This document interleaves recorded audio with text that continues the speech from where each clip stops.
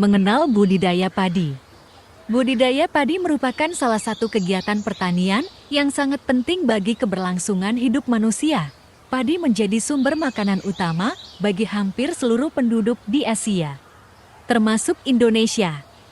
Selain itu, budidaya padi juga memberikan manfaat ekonomi yang besar bagi petani dan negara. Namun, budidaya padi bukanlah hal yang mudah dilakukan. Dibutuhkan pengetahuan dan keterampilan yang baik, serta peralatan yang memadai untuk melakukan budidaya ini dengan sukses. Oleh karena itu, penting bagi kita untuk memahami dengan baik tentang budidaya padi sebelum memulai kegiatan ini.